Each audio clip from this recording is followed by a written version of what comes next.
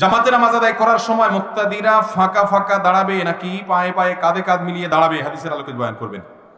দেখুন, পায়ের গিরা এবং কাঁধ দুটো একসাথে সমান্তরাল ভাবে মেলানো সম্ভব নয়। দাঁড়ানো লম্বা থাকে, ছোট থাকে, এটা আক্ষরিকভাবে ওইভাবে মেলানো সম্ভব নয়। তবে দুইটা জিনিস করতে হবে হাদিসের নির্দেশ অনুযায়ী। এক, কাতার বরাবর করতে হবে, কাতার আঁকা বাঁকা করা যাবে না, সামনে পিছে করা যাবে না।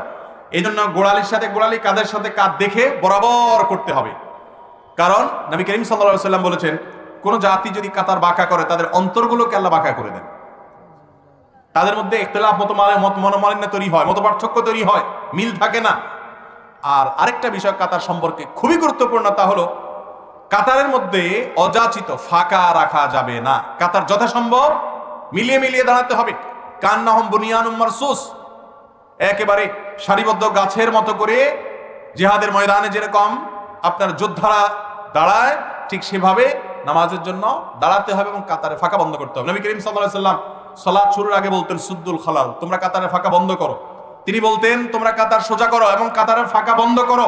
লা তাদাউল ফুরুজাত লিশাইতান, তিনি বলতেন শয়তানের জন্য মাঝখানে ফাঁকা রাখিও না। আমাদের দেশে অনেকে এত ফাঁকা রাখে যে মনে হয় যে দুজন দুই নামাজ পড়তেছে, জামাতে যে নামাজ পড়তেছে এটা বুঝার উপায় থাকে না। অনেকে আছে আবার যে কাছে কেউ মিশে দাঁড়াতে চাইলে তিনি বলে, ভাই গায়ের দিকে আসছেন কেন, একটু দূরে দাঁড়া। আছে না এরকম বলে? বুখারীর হাদিস, নবী করিম সাল্লাল্লাহু আলাইহি সাল্লাম বলেছেন, তোমাদের মধ্যে সবচেয়ে উত্তম মানুষ হলো আলিয়ানুকুম মানাকে ফিস সালাহ, যে ব্যক্তি তার পাশের লোকের সাথে কাঁধটাকে নরম করে দেয়। নরম তার মানে পাশের লোককে তার পাশে দাঁড়াইতে দেয়। এই জন্য ভাইরা আমার, কাতারের মধ্যে ফাঁকা রাখা কোনো ভালো কিছু না। অতএব দুইটা জিনিস কাতারের ক্ষেত্রে লক্ষ্য রাখতে হবে, এক হলো সোজা করা, আর দ্বিতীয় হলো ফাঁকাগুলো যথাসম্ভব পুরা করা এবং বন্ধ করা। চেষ্টা করবো তো ইনশাআল্লাহ।